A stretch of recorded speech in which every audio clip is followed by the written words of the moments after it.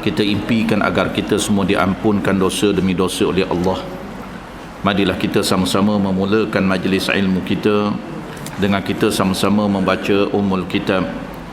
Kita hadiahkan kepada junjungan besar Nabi Muhammad sallallahu alaihi wasallam dan juga kepada seluruh kaum qarabahnya, dan tidak ketinggalan juga kepada seluruh sahabat handainya, dan juga kepada orang-orang yang sangat disayangi oleh kita dan mereka sangat menyayangi kita, tetapi mereka sudah pun pergi meninggalkan kita, yang mungkin terdiri pada kalangan ibu ataupun bapa kita, tuan-tuan guru kita, sanak saudara kita, ahli-ahli qaryah yang sudah pun pergi meninggalkan kita.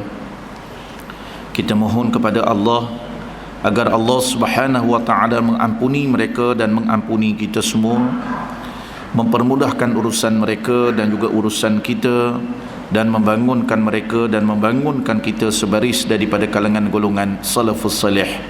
Al-Fatihah. A'udzu billahi minasy syaithanir rajim. Bismillahirrahmanirrahim. Alhamdulillahi rabbil alamin. Ar-Rahmanir Rahim. Maliki yaumiddin. Iyyaka na'budu wa iyyaka nasta'in. Ihdinas siratal mustaqim. Siratal ladzina an'amta 'alaihim ghairil maghdubi 'alaihim waladdallin.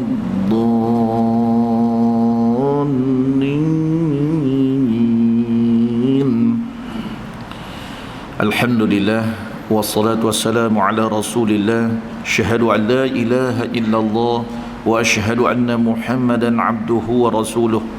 Allahumma la sahla illa ma ja'altahu sahla wa anta taj'alul hazna idza syi'ta sahla. Ya Allah, tiada kemudahan kecuali apa yang kau jadikan ianya mudah, dan kaulah yang menjadikan perkara yang sukar jika kau hendaki dengan kemudahan. Yang saya hormati pengerusi dan ahli jawatan kuasa masjid, tuan-tuan imam, para asatiz wa asatizah, seterusnya kepada seluruh kaum muslimin dan kaum muslimat, kaum ibu dan kaum bapa yang saya hormati sekalian. Alhamdulillah, bersyukur kita kehadrat Allah Subhanahu wa taala pada malam ini. Walaupun kita dikekang dengan pelbagai kekangan, walaupun kita diuji dengan pelbagai ujian, walaupun kita terpaksa berhadapan dengan pelbagai halangan demi halangan, tetapi kita masih lagi dapat memberikan keutamaan daripada sekalian perkara-perkara yang utama. Tidak ada satu perkara yang lebih utama selain daripada kita mengutamakan perkara yang diutamakan oleh Allah Subhanahu wa taala. Tidak ada satu perkara yang lebih utama, tidak ada satu perkara yang lebih diredai dan dicintai oleh Allah dan Rasulnya Muhammad sallallahu alaihi wasallam, melainkan iaitulah perkara-perkara yang difardukan, melainkan perkara-perkara yang telah diwajibkan oleh Allah Subhanahu wa taala. Kita baru saja selesai menunaikan satu kefarduan, iaitu menunaikan solat fardu maghrib.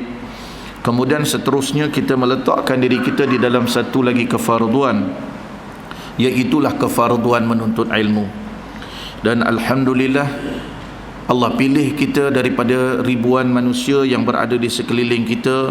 Allah gerakkan tubuh badan kita, Allah berikan kekuatan yang luar biasa kepada kita, dan Allah Subhanahu wa taala permudahkan urusan demi urusan kita untuk kita hadir pada malam ini. Muslimin dan muslimat yang saya hormati sekalian, saya teringat kepada sabdaan Nabi Muhammad sallallahu alaihi wasallam, la taqumu as-sa'atu hatta yataqaraba az-zaman wa takuna as-sanatu kasyahru kal jum'ati wa takuna al-jum'atu kal yawm wa yakuna al-yawmul kas-sa'ati wa takuna as-sa'atu kad-darmati bin-nar. Rasulullah sallallahu alaihi wasallam mengingatkan kepada kita tentang masa. Berbetulan kita sedang berubah daripada tahun 2022, di mana kita sudah pun memasuki 6 hari 2023, di mana seolah-olah apa yang disebut oleh baginda Rasulullah sallallahu alaihi wasallam ini sudah hampir-hampir menepati. Seperti mana baginda Rasulullah sallallahu alaihi wasallam mengatakan bahawa tidak akan berlakunya hari kiamat sehinggalah masa akan bergerak begitu pantas, begitu cepat, sehingga kan setahun dirasakan seperti sebulan, sebulan dirasakan seperti seminggu, seminggu dirasakan seperti satu hari, dan satu hari seperti satu jam, dan satu jam dirasakan seperti satu, iaitu darmati binar, iaitu satu pecikan api. Jadi kalau kita lihat seolah-olah apa yang disebut oleh baginda Rasulullah SAW ini sudah hampir-hampir menjadi kenyataan.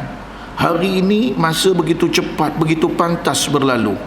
Kita rasa baru sahaja tahun 2022, sekarang sudah pun menjelang tahun 2023. Kita rasa bahawa baru saja kita menunaikan solat Jumaat, tiba-tiba sudah datang pula hari Jumaat, di mana kita rasa bahawa baru saja Ustaz Mano baru aja dia mengajak bulan lepas, tengok-tengok datang balik mengajak bulan ni. Jadi seolah-olah begitu pantas pergerakan. Jadi sebab itu kalau kita lihat bahawa pergerakan masa yang pantas ini, pertukaran tahun ini, sepatutnya kita sebagai orang yang beriman, kita bukan raikan ianya dengan kegembiraan, tetapi sepatutnya kita raikan dengan kegerunan. Bila berlaku pertukaran hari, bila berlaku pertukaran minggu, bila berlaku pertukaran bulan, apatah lagi bila berlaku pertukaran tahun, kita sepatutnya rasa gerun, kita sepatutnya rasa takut. Kerana apa, tuan-tuan sekalian? Apabila berlaku sahaja pertukaran hari, pertukaran bulan, pertukaran tahun, ia sebenarnya inilah yang digambarkan oleh Sayyidina Ali karamallahu wajhah, di mana Sayyidina Ali karamallahu wajhah berkata, "Innad dunya qadir tahalat mudbiratan wa innal akhirah qadir tahalat muqbilatan." Apa nasihat daripada Sayyidina Ali karamallahu wajhah? Beliau mengatakan bahawa sesungguhnya apabila kamu duduk di atas dunia ini dan berlaku saja pertukaran hari, pertukaran bulan, pertukaran tahun, sebenarnya dia kata iaitu dunia sedang berangkat membelakangi akan kamu. Maksudnya apa dia? Bila satu hari saja berlalu, bermakna satu hari kita sedang membelakangkan dunia kita, kita sedang meninggalkan dunia kita. Jika satu bulan, tuan-tuan sekalian, bermakna satu bulan kita sedang meninggalkan dunia kita, satu bulan kita sedang membelakangi akan dunia kita. Maksudnya apa dia? Iaitu semakin dekat kita kepada kematian. Berlalu saja satu hari bermakna iaitu semakin dekat satu hari kita kepada kematian. Bila berlalu saja sebulan bermakna iaitu semakin dekat sebulan kita kepada kematian, semakin dekat kita untuk dimasukkan kepada satu alam lain yang dinamakan sebagai alam barzakh. Kemudian Sayyidina Ali kata, sesungguhnya akhirat itu sedang berangkat menghadapi kamu. Yang membawa maksud satu hari berlalu bermakna satu hari kita sedang tinggalkan dunia, satu hari kita sedang mendekati akan yaumil hisab, iaitulah hari untuk penghisaban segala amalan-amalan kita. Apakah kita semua sudah bersedia dengan kematian? Apakah kita sudah bersedia untuk kita dimasukkan kepada satu alam, iaitu yang dinamakan sebagai alam barzakh? Apakah kita sudah bersedia untuk kita berhadapan dengan yaumil hisab, iaitulah hari yang dinamakan sebagai hari penghisaban terhadap segala pengamalan demi pengamalan kita. Masya Allah. Sebenarnya tuan-tuan sekalian, kita hidup di dunia ni tak lebih daripada 3 hari. Kata di Nabi Isa alaihissalam, Nabi Isa alaihissalam kata, ad-dunya thalathatu ayyam. Dunia yang kamu tinggal, yang kamu duduk ni tak lebih 3 hari je. Maknanya kita duduk atas muka bumi ni tak lebih pada 3 hari. Apa dia? Yang pertama, al-ams. Apa ini maksudkan al-ams? Iaitu semalam. Al-amsi madha biyadika minhu syai'. Semalam dia kata, iaitu kamu sudah tidak memiliki apa-apa lagi daripadanya. Mana tuan sekalian, semalam adalah merupakan sejarah bagi diri kita. Kita tak akan mampu nak mengembalikan apa yang telah berlaku pada semalam untuk kita kembalikan pada hari ini. Dia sudah pun menjadi sejarah bagi diri kita. Kita menangis darah macam mana pun, kita tak akan mampu mengembalikan apa yang berlaku pada semalam. Yang kedua, iaitu yang disebut wa ghadan, iaitulah esok. Esok, la tadri atudrakuhu am la, iaitulah yang dinanti oleh kamu akan menjadi tanda tanya sama ada kamu boleh bertemu dengannya ataupun tidak. Esok kita belum pasti lagi tuan-tuan sekalian. Tak ada siapa yang ada di atas muka dunia ni boleh pasti dia boleh hidup sampai keesokan hari, tak ada. Mungkin silap-silap tuan-tuan sekalian, malam ni kuliah kita adalah kuliah yang terakhir bagi diri kita. Mungkin tuan-tuan sekalian, solat maghrib dengan solat isyak ini adalah merupakan solat maghrib dan solat isyak yang terakhir bagi diri kita. Mungkin iaitu tuan-tuan sekalian, di mana pertemuan kita pada malam ini bersama dengan sahabat-sahabat handai kita adalah pertemuan yang terakhir bagi diri kita. Dan mungkin pengajian kita pada malam ni pengajian yang terakhir bagi diri kita. Jadi sebab itu kita jangan berharap terhadap keesokan hari. Lalu Nabi Isa alaihissalam berkata, wa yaum, yang ketiga hari ni, anta fihi faghtanim, di mana hari ini adalah hari yang sedang engkau hadapi, maka rebutlah peluang apa yang ada pada hari ini. Jadi sebab itu, muslimin dan muslimat, ibu-ibu dan bapa yang saya hormati sekalian, tolong kita ingatkan terhadap satu penasihatan oleh sabdaan Nabi Muhammad sallallahu alaihi wasallam, iza amsayta fala tantaziri sabah wa idza asbahta fala tantaziril masa wa khuz min sihhatika limaradik wa min hayatika limautik. Baginda Rasulullah SAW sebut, dia kata, inilah prinsip yang perlu kita pegang tuan-tuan sekalian. Jangan bertangguh, jangan kita bertangguh. Kalau sekiranya kita nak beramal tuan-tuan sekalian pada hari ini, jangan kita kata tak apa, esok pagilah aku nak beramal.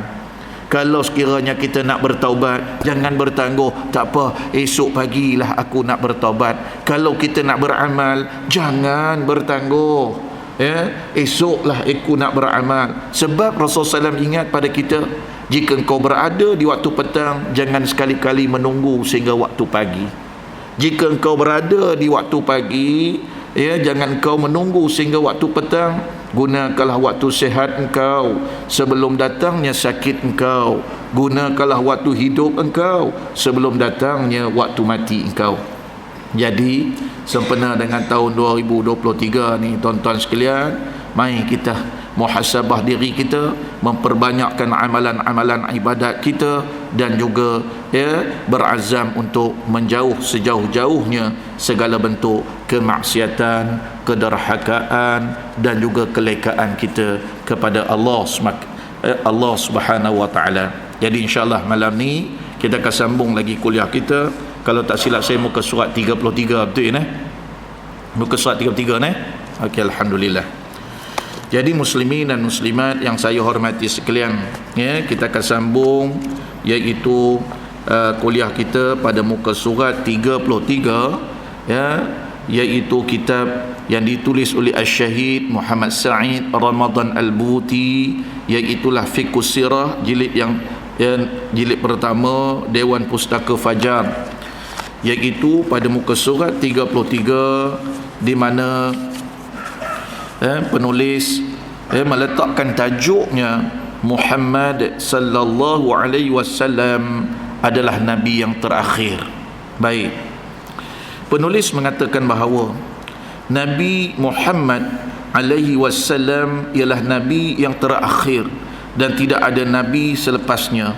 Ini adalah kata sebulat suara umat Islam ataupun oleh ulama Islam yang disebut sebagai ijma' ulama. Di dalam agama pula dia dikenal dengan suatu perkara yang mesti dipercayai yang dinamakan sebagai aqidah. Jadi muslimin dan muslimat yang saya hormati sekalian, bila kita nak bincang berkaitan dengan soal iaitu Nabi Muhammad sallallahu alaihi wasallam adalah merupakan nabi yang terakhir, maka kita perlu juga bincang sebelum daripada Nabi Muhammad sallallahu alaihi wasallam sebagai nabi yang terakhir ini, Allah Subhanahu wa taala telah mengutus nabi, rasul demi rasul, ya, kepada manusia. Yang mana kalau kita lihat, ya, keimanan kita terhadap para nabi dan para rasul ini, ianya adalah merupakan satu perkara yang menjadi rukun iman. Bagi sesiapa yang tak mempercayai akan keimanan kepada nabi, keimanan kepada rasul, maka sesungguhnya terbatallah imannya, bermakna ia tidak lagi dikira sebagai seorang yang beriman kepada Allah dan ia sudah pun terkeluar daripada landasan agama dan juga pensyariatan yang telah ditetapkan oleh Allah Subhanahu wa taala. Di dalam kita nak beriman kepada para nabi ini dan di dalam kita nak beriman kepada para rasul ini, kita tidak boleh beriman dengan sebahagian dan kita menolak sebahagian yang lain. Kita tidak boleh mempercayai hanya dengan iaitu rasul-rasul yang tertentu, lalu kita tidak mempercayai kepada rasul-rasul yang tertentu. Sebab itu kalau kita lihat tuan-tuan sekalian, rasul yang diutus, nabi yang diutus kepada umat manusia daripada Nabi Adam yang pertama sekali, sehinggalah Nabi Muhammad sallallahu alaihi wasallam pernah dirakamkan pertanyaan ini di dalam sebuah hadis yang diriwayatkan oleh Imam An-Nasafi, iaitu sa'ala Abu Dzarin Rasulullah sallallahu alaihi wasallam 'anil al-anbiya'i qala mi'atu alfin wa arba'atun wa 'ishruna alfan, iaitu telah bertanya seorang sahabat besar baginda Rasulullah SAW, iaitu Abu Dzar, di mana Abu Dzar dia bertanya kepada Nabi Muhammad sallallahu alaihi wasallam mengenai bilangan para nabi. Nampak? Abu Dzar dia tanya, dia kata, ya Rasulullah, boleh tak habaq pada aku berapa ramai nabi-nabi daripada Nabi Adam sampailah iaitu Nabi Muhammad sallallahu alaihi wasallam. Lalu baginda Nabi Muhammad SAW pun menjawab, iaitu mi'atu alfin wa arba'atun wa 'ishruna alfan. Apa dia? Iaitu bilangan mereka ialah 124,000 orang. Masya Allah. Jumlah nabi, jumlah rasul iaitu 124,000 orang. Kemudian Abu Dzar bertanya lagi, apa dia? Berapakah pula bilangan rasul di antara mereka itu? Daripada nabi ada 124,000 orang tu pula, ada berapa orang nabi pula, ada berapa orang rasul pula? Lalu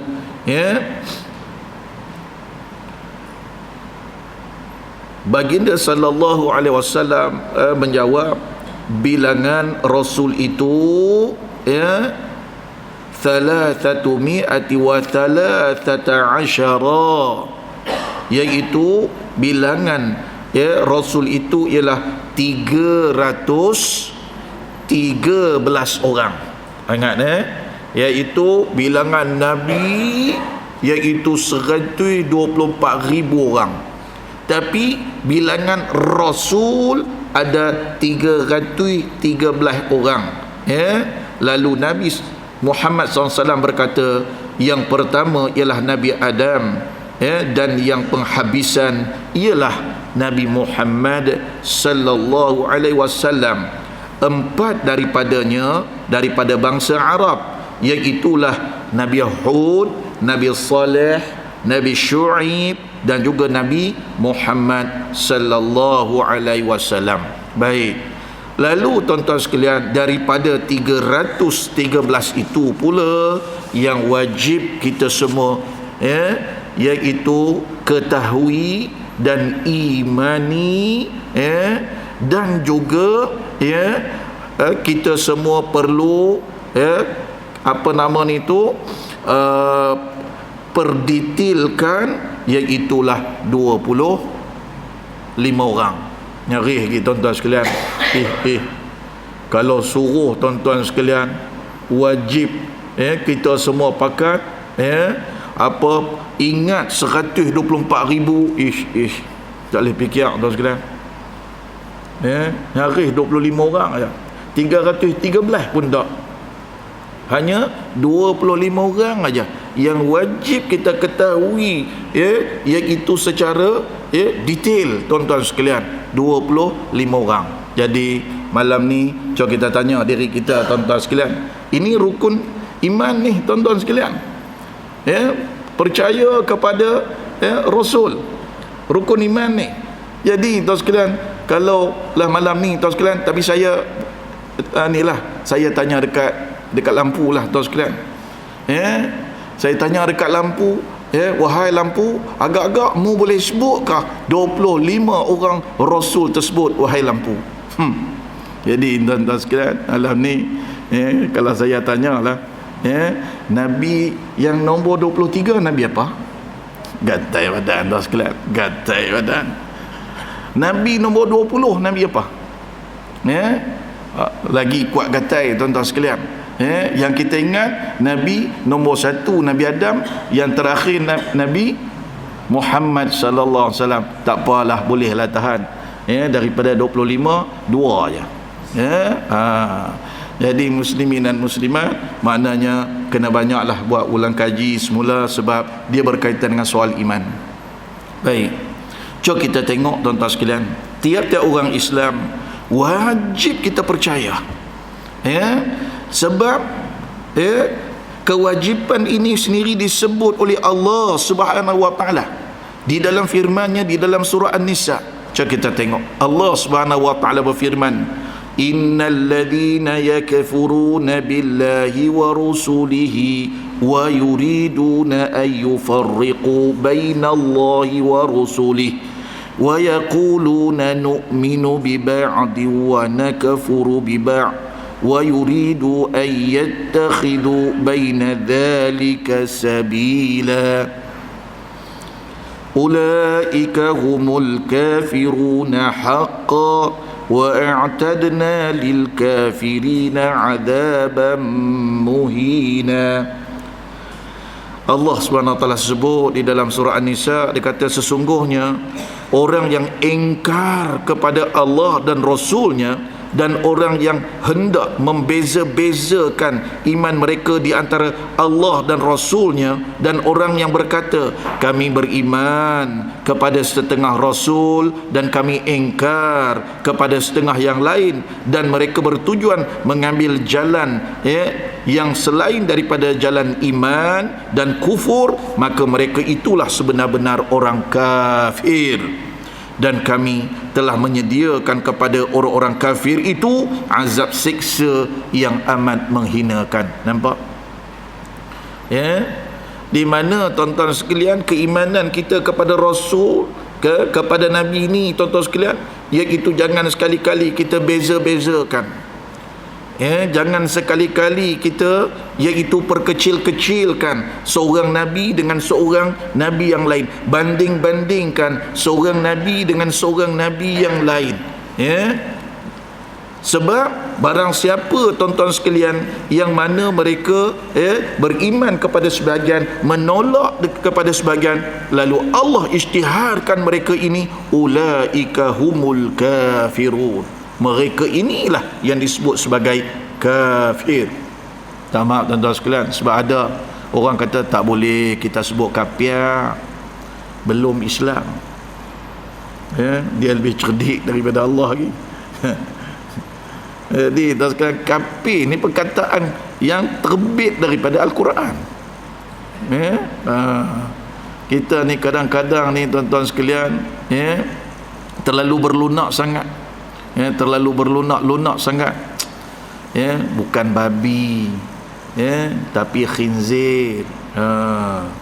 Jadi tuan sekalian tu, bila sebut babi ni berat sangat, bila sebut khinzir bolehlah tahan. Wahai serupa. Jadi tuan-tuan sekalian, baik, tak apa. Dan di samping itu juga kalau kita lihat terlalu banyak dalil-dalil Al-Quran iaitu mengatakan bahawa kewajipan kita untuk beriman kepada Nabi dan juga beriman kepada Rasul. Seperti mana kalau kita lihat tuan-tuan sekalian, yang dikatakan Nabi ni apa dia? Kita bincang sikitlah malam ni. Apa yang dikatakan Nabi? Nabi ni di dalam bahasa Arab tuan-tuan sekalian bererti orang yang membawa perkhabaran mengenai perkara-perkara ghaib. Kalau menurut istilah dia, iaitu Nabi itu ialah orang lelaki yang dipilih oleh Allah dan dia berikan wahyu untuk dirinya sahaja dan tidak disuruh menyampaikan kepada orang lain. Itu Nabi. Manakala Rasul pula, iaitu tuan-tuan sekalian, kalau daripada sudut bahasa dia ialah utusan kepada sesuatu tempat, manakala daripada segi istilah dia pula Rasul ini ialah orang lelaki yang dipilih oleh Allah dan dia beri wahyu untuk dirinya sendiri dan menyampaikan pula kepada orang lain. Jadi nak gambar kepada kita perbezaannya sedikit aja di antara Nabi dan juga Rasul, kedua-dua ni mesti orang lelaki. Jadi ada juga orang perempuan ngaku jadi Nabi. Ada. Waktu saya kerja jadi penolong pengarah bahagian dakwah di Jabatan Agama Islam Negeri Perak dahulu, saya diminta untuk membuat siasatan ke atas seorang wanita, nama dia Maryam, saya ingat lagi. Kerana dia mendakwa mengatakan bahawa dia adalah merupakan Nabi utusan Allah. Susah juga tu tuan-tuan sekalian. Jadi tuan-tuan sekalian, nak tunjuk kepada kita bahawa kalau sekiranya ada dakwaan mengatakan bahawa Nabi atau Rasul ini adalah datang daripada kalangan perempuan, maka bermakna ianya adalah merupakan satu pendustaan, dia merupakan satu pembohongan. Kerana syarat untuk menjadi Nabi, syarat untuk menjadi Rasul itu dia adalah merupakan lelaki pilihan Allah. Ia bukannya dipilih kerana disebab dia ada PhD. Tak. Dia bukan dipilih disebabkan kerana keturunan. Dia bukan dipilih disebabkan kerana iaitu kedudukan tempat tinggalnya. Tetapi dia adalah merupakan manusia yang dipilih oleh Allah Subhanahu wa taala. Jadi sebab itu kalau kita lihat tuan-tuan sekalian, di antara nabi demi nabi, rasul demi rasul ini, maka nabi yang terakhir yang disebut oleh penulis ini, iaitulah Nabi Muhammad sallallahu alaihi wasallam.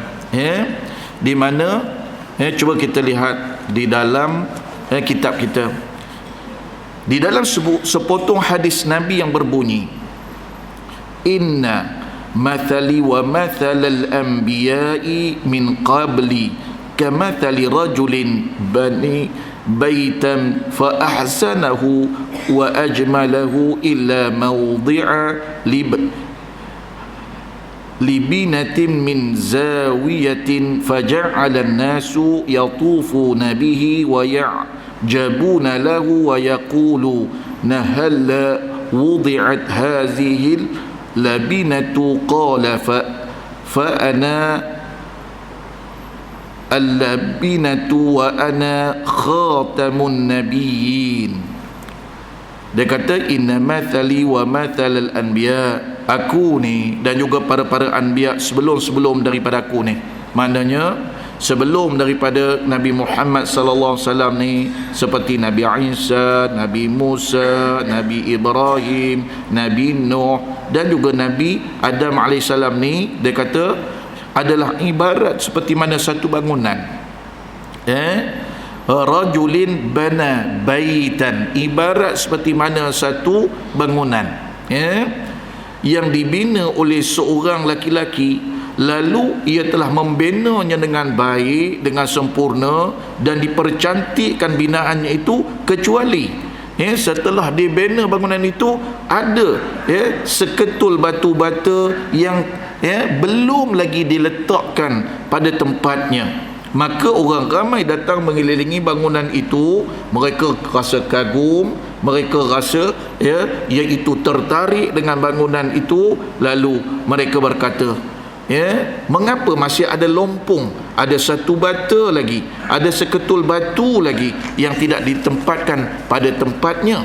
Maka Rasulullah SAW berkata, maka akulah batu bata yang terakhir itu, dan akulah penyudah bagi segala Nabi.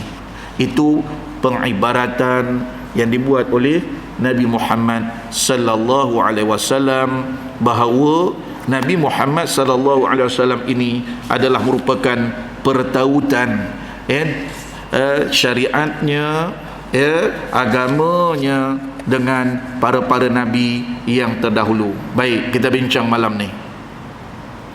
Cuba kita tengok, apakah tuan-tuan sekalian bila sebut Islam, agama yang dibawa oleh Nabi Muhammad sallallahu alaihi wasallam sahaja? Bagaimana dengan nabi-nabi sebelumnya itu? Apakah mereka juga membawa agama Islam? Nampak? Ini pertanyaan yang pertama. Sebab itu kalau kita lihat dalam hadis tadi, Rasulullah SAW memberi gambaran tentang pembinaan satu bangunan, lalu setelah bangunan itu diperindahkan, nampak cantik, nampak hebat, tapi masih ada kekurangan, ada satu batu bata yang lompong. Lalu Rasulullah SAW kata, akulah batu bata yang lompong itu, bila diletakkan pada tempat bangunan itu, maka sempurnalah bangunan itu. Nak tunjuk kat kita bahawa ada pertautan, ada pertalian, iaitu orang kata ada mata rantai dia yang saling kait mengait di antara Nabi dahulu dengan Nabi Muhammad sallallahu alaihi wasallam. Maka apabila disebut apakah agama Islam itu bermula daripada Nabi Muhammad sallallahu alaihi wasallam, tidak.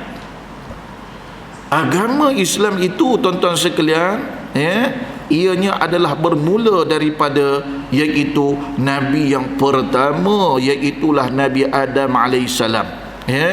Dan malahan kalau kita lihat semua Nabi ini, semua Rasul-Rasul yang 124,000 orang, 313 orang Rasul, 25 Rasul yang wajib diimani ini, tuan-tuan sekalian, dia membawa satu mesej sahaja. Apa dia tuan-tuan sekalian? Iaitulah dia akan membawa agama yang dinamakan sebagai agama tauhid. Wa inna hadhihi ummatukum ummatan wahidatan wa ana rabbukum fattaqun. Di dalam surah Al-Mu'minun, di mana Allah SWT mengatakan bahawa sesungguhnya agama tauhid inilah agama kamu dan agama yang mana agama bagi seluruh nabi-nabi sebelum daripada kamu, dan akulah Tuhan kamu, maka bertawakallah kamu kepadaku. Jadi mana tuan sekalian, daripada Nabi Adam dia bawa benda yang sama, iaitu mentauhidkan Allah, mengesakan Allah, sampai kepada Nabi Idris dia juga bawa benda yang sama, iaitu mentauhidkan Allah, mengesakan Allah, sampailah kepada Nabi Allah Ibrahim alaihissalam, iaitu agama yang mentauhidkan Allah. Lalu ulama mufassirin kata ayat ini mengatakan bahawa di mana jika sekiranya ada sesuatu agama yang dibawa, lalu agama itu tidak menyembah melainkan Allah, dan juga jika agama itu adalah agama yang tidak mentauhidkan Allah, dan jika sekiranya ada agama yang mana meletakkan ada sekutu-sekutu selain pada Allah, maka itu bukanlah dinamakan sebagai agama Islam.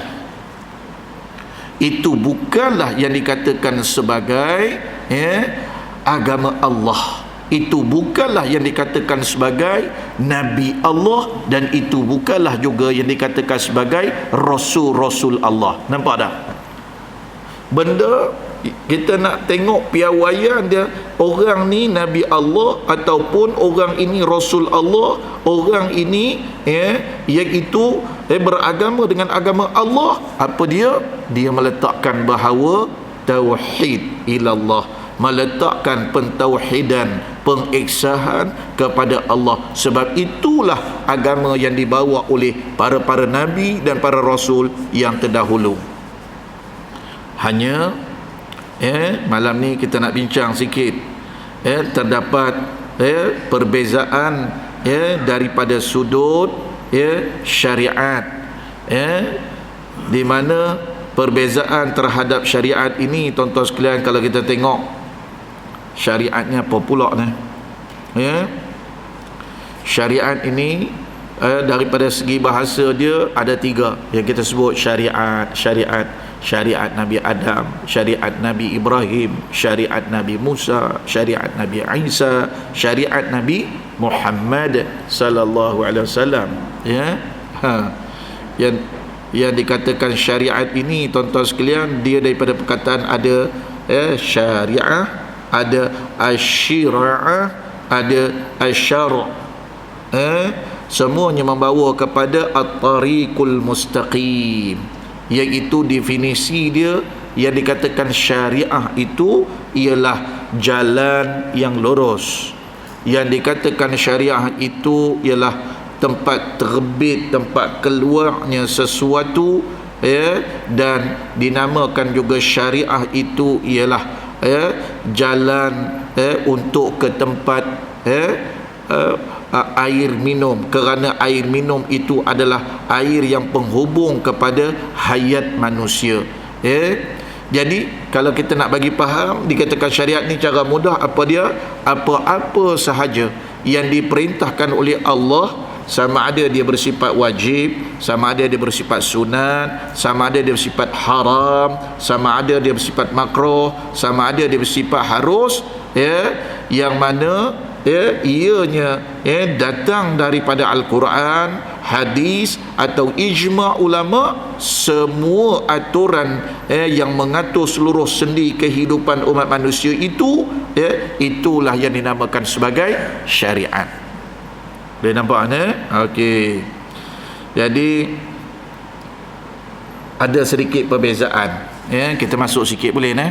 Sebab penulis sebut pertautan dan hubung kait dakwah Nabi Muhammad sallallahu alaihi wasallam dengan dakwah para anbiya terdahulu adalah bertujuan memperkuat dan memperkemaskan atau sebagai kesimpulan dan penutupan seperti mana yang dapat difahamkan daripada hadis yang tersebut di atas. Jadi kalau kita tengok, sebenarnya tak banyak beza dah sikit-sikit aja. Contoh tuan-tuan sekalian, perbezaan syariat yang dibawa oleh Nabi Muhammad sallallahu alaihi wasallam dengan nabi-nabi yang sebelum ini, ya, di mana nabi-nabi dan rasul-rasul sebelum ini, tuan-tuan sekalian, tidak ada satu syariat mereka yang menyeluruh, hanya yang hampir-hampir menyeluruh, iaitu syariat, ya, daripada Nabi Nuh alaihi salam. Ini pandangan daripada, ya, Syekh Ibrahim Al-Baijuri. Kalau kita tengok, dia kata semua para nabi, para rasul, kecuali Nabi Muhammad SAW ni, ya, semua mereka ni, dia kata, ya, syariat mereka tak ada satu pun yang menyeluruh. Maknanya menyentuh keseluruhan tempat, menyentuh keseluruhan manusia, ya, kecuali dia kata iaitu Nabi Nuh alaihi salam, ya, di mana hampir-hampir menyeluruh, tetapi, ya, dia hanya sekadar terhad syariatnya itu kepada manusia saja, tidak termasuk jin. Tetapi syariat Nabi Muhammad sallallahu alaihi wasallam yang membezakan syariat Nabi Muhammad SAW dengan syariat-syariat Nabi yang lalu, di mana syariat Nabi Muhammad SAW ini ianya bersifat menyeluruh. Bukan sekadar syariatnya itu disyariatkan kepada manusia, tetapi juga kepada jin. Nampak ni? Beza dia. Kemudian syariat Nabi-Nabi sebelum ini, mereka ini hanya terhad kepada zaman-zaman yang tertentu, waktu-waktu yang tertentu, contoh kalau kita lihat Nabi Ibrahim menunaikan solat, menunaikan solat, tetapi jika kita solat menggunakan kaedah solat Nabi Allah Ibrahim AS, tak sah. Sebab Nabi Ibrahim dia menunaikan solat, solatnya itu hanya, disyariatkan pada zaman dia sahaja, tak boleh diguna pakai untuk umat-umat dan juga oleh zaman-zaman yang lain. Boleh nampak? Itu contoh-contoh, Kemudian kalau kita tengok, tuan-tuan sekalian, iaitu Nabi Allah Zakaria, dia berpuasa. Nabi Allah Zakaria dia berpuasa, tapi puasa yang dilaksanakan oleh Nabi Allah Zakaria itu, kalau kita berpuasa macam mana puasa Nabi Allah Zakaria alaihissalam, maka puasa tersebut tak sah. Kerana puasa Nabi Allah Zakaria itu hanya sah pada zaman dia saja. Dia nampak tu contoh. Kemudian kalau kita tengok, antara syariat lagi yang berbeza-beza ni macam-macam. Ini saya nak ambil contoh. Ada waktu lagi ke? Ada waktu. Contoh, ya, perkahwinan. Perkahwinan. Nabi Adam alaihissalam, di mana dibenarkan syariatnya perkahwinan sesama adik-beradik. Boleh. Adik-beradik boleh kahwin. Syariat Nabi Adam alaihissalam.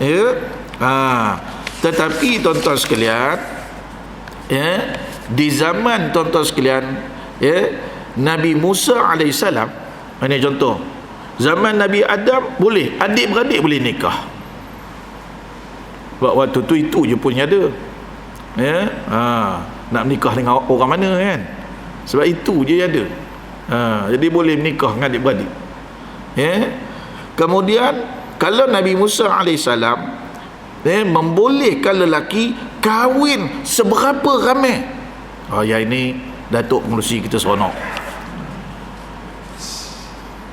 Tak mak lah saja. Nak selorok boleh, Datuk. Di mana tuan-tuan sekalian ni syariat Nabi Musa alaihissalam, dia membolehkan lelaki ni nak nikah berapa ramai dengan orang perempuan pun boleh. Sebab waktu itu, di mana tuan-tuan sekalian sukar, nak dapat orang lelaki, tapi orang perempuan terlalu ramai. Jadi tuan-tuan sekalian, tetapi tiba zaman Nabi Isa alaihissalam, ini contoh, tiba zaman Nabi Isa alaihissalam, di mana syariatnya pula tidak benarkan lelaki beristeri lebih daripada satu. Dah pula tadi boleh nikahlah dengan orang perempuan seramai mungkin Nabi Musa, zaman Nabi Musa alaihissalam. Zaman Nabi Isa alaihissalam tak dibenarkan lelaki beristeri lebih daripada satu, kerana waktu itu lelaki sedikit, perempuan sedikit, laki pula ramai. Boleh nampak? Itu yang dikatakan syariat ini dia mengikut suasana waktu. Dan bila sampai kepada Nabi Muhammad sallallahu alaihi wasallam, di mana dia hanya dibenarkan, tuan-tuan sekalian, iaitu untuk bernikah tidak lebih daripada 4 orang. Fankihu ma taba lakum minan nisa mathna wa thulatha wa ruba', kan? Jadi tak lebih daripada 4 orang. Jadi nak tunjuk kepada kita, tuan-tuan sekalian, ini dikatakan syariat daripada seorang nabi yang lain berubah-ubah mengikut kepada situasi, mengikut kepada zaman zaman tersebut, tuan-tuan sekalian. Cuba kita tengok antara syariat yang diteruskan. Nabi dulu pernah buat, Nabi Muhammad SAW dia teruskan aja syariat tersebut, tuan-tuan sekalian. Apa dia, tuan-tuan sekalian? Iaitu kalau kita lihat contoh syariat Nabi Allah Ibrahim alaihissalam. Syariat Nabi Allah Ibrahim ni, tuan-tuan sekalian, ada 3 syariat dia yang mana Nabi Muhammad sallallahu alaihi wasallam teruskan. Sebab itu kata syariat ni tak semestinya ianya tidak digunakan oleh nabi yang seterusnya. Ada syariat-syariat diteruskan syariat tersebut oleh nabi-nabi seterusnya. Contoh syariat Nabi Allah Ibrahim ada 3 syariat yang mana Nabi Muhammad sallallahu alaihi wasallam teruskan pensyariatan tersebut. Apa dia? Yang pertama sekali ialah khitan. Khitan sunat, bersunat. Jadi saya baca, tuan-tuan sekalian, dalam buku sirah, tuan-tuan sekalian, dia sebut Nabi Allah Ibrahim ni dia bersunat ketika usia 80 tahun guna beliung. Allah, tuan-tuan sekalian, tak boleh fikir. Yalah, dulu orang masak-masak kan, jadi sesuai pakai beliung pun. Jadi itu yang saya bacalah, wallahu alam. Jadi maknanya pelaksanaan khitan itu diteruskan oleh umat Nabi Muhammad sallallahu alaihi wasallam. Yang kedua, apa dia? Iaitu haji. Pensyariatan haji yang dilaksanakan oleh Nabi Ibrahim alaihissalam diteruskan oleh Nabi Muhammad SAW, dan pensyariatan ini akan berterusan sampai hari kiamat nanti. Yang ketiga, apa dia? Syariat yang diteruskan, iaitulah yang disebut sebagai kurban, ibadah korban, di mana ia dilaksanakan di zaman Nabi Ibrahim. Dia menjadi syariat kepada Nabi Allah Ibrahim alaihissalam, lalu dia diteruskan oleh Nabi Muhammad sallallahu alaihi wasallam.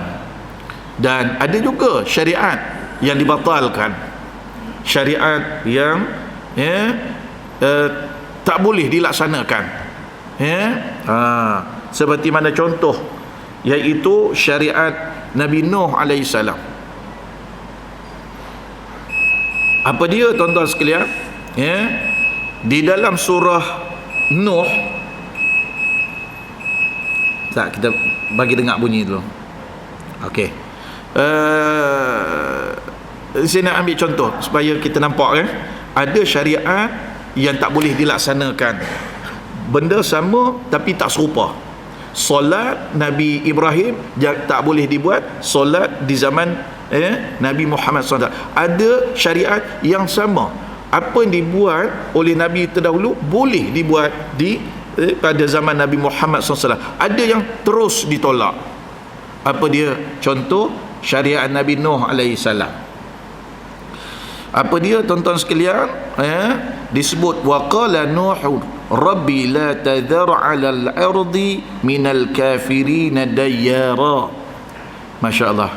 Apa dia? Nabi Nuh dia telah berdoa. Ini ulama bincang bahas ni.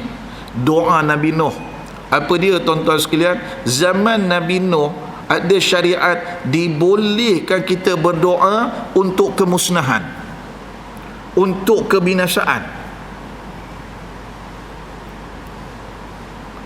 Sebab itu dirakamkan dalam firman Allah ni dalam surah Nuh, iaitu waqala Nuh, telah berkata, berdoa Nabi Nuh, Rabbi la tadhar 'ala al-ard, wahai Tuhanku, dia kata, jangan kau biarkan walau seorang pun di antara orang-orang yang ingkar, yang kafir kepada engkau ini, tinggal duduk hidup di atas muka bumi ini. Itu yang banjir besar habis tenggelam tu. Jadi zaman Nabi Muhammad SAW tak boleh kita doa apa tu. Ya Allah, musnahkan tu, musnahkan ni, hancur tu, hancur ni. Yang itu ulama kata ia telah pun dinasakhkan syariat sebut. Boleh nampak tu. Jadi waktu dah habis tuan sekalian.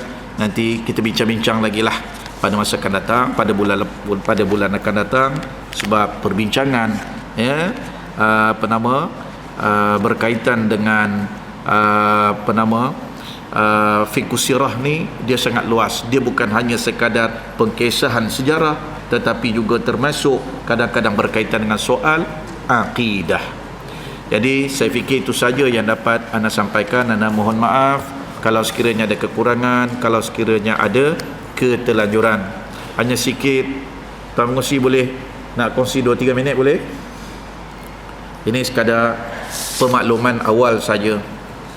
Jadi berbetulan tuan-tuan sekalian, saya memang daripada dulu ada hasrat sewaktu saya wujudkan Mahat Tafiz, di mana saya ada hasrat. Mahat Tafiz ni maklumlah dia jaga budak-budak.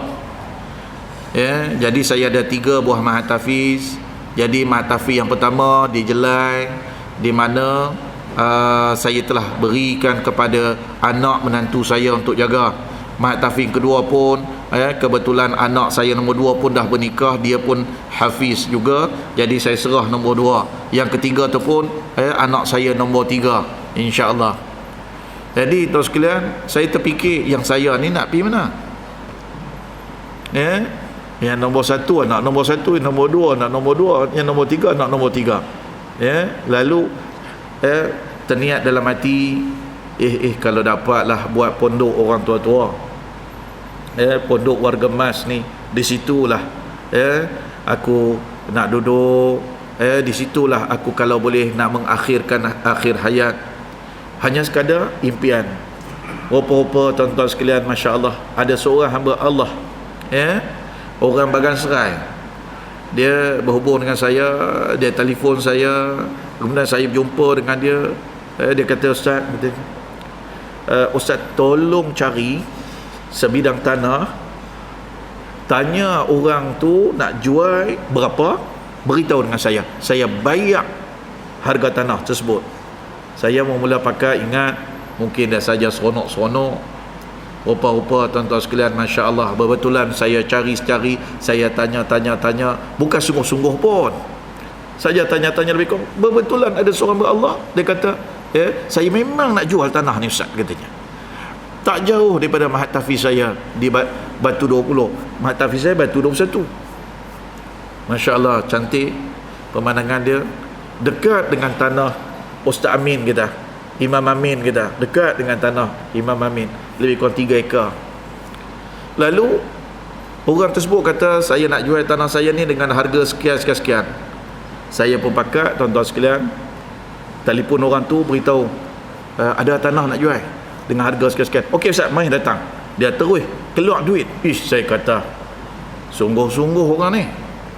Jadi gembira Tapi dalam masa yang sama, ya, duka cita. Sebab tanah dah beli. Tapi nak bangun ke atas tanah tu bukan satu benda yang mudah. Ini satu perkara yang sangat-sangat berat. Lalu tuan-tuan sekalian, masya-Allah, di mana sekarang ni setelah pembelian tanah dah selesai, pejabat tanah dah lulus dan sebagainya, jadi sekarang ni dah mulalah proses. Jadi saya pun dah panggil arkitek untuk buatkan pelan tata atur dan sebagainya. Jadi insya-Allah dalam tempoh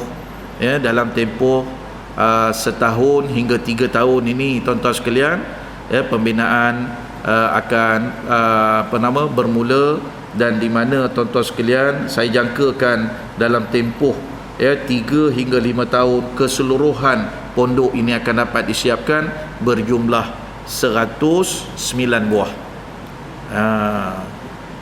Jadi kalau siapa-siapa teringin nak jadikan dia sebagai tempat perhentian akhir kita sebelum kita nak masuk alam barzakh, maklumlah kadang-kadang kita waktu kerja dulu kita sibuk, tak sempat nak mengaji, tak sempat nak beribadah, kadang-kadang kita ni macam-macam. Jadi mungkin di sinilah tempat untuk kita nak duduk, nak menimba ilmu, dan juga nak kita melazimkan diri kita dengan amalan-amalan soleh, insya-Allah. Baik, jadi itulah sedikit sebanyak. Jadi kalau sekiranya nak dapat pendetilan, nanti bolehlah bertemu dengan saya untuk mendapat pendetilan terhadap perkara tersebut, insya-Allah. Jadi saya fikir itu saja sebagai pemakluman awal. Sekian, wabillahi taufik wal hidayah. Assalamualaikum warahmatullahi wabarakatuh. A'udzu billahi minasyaitonir rajim. Bismillahirrahmanirrahim. Alhamdulillahi rabbil alamin. Allahumma inni a'udzu bika min 'ilmin la yanfa' wa qalbin la yakhsha wa du'a'in la yusma' wa 'amalin la yurfa'.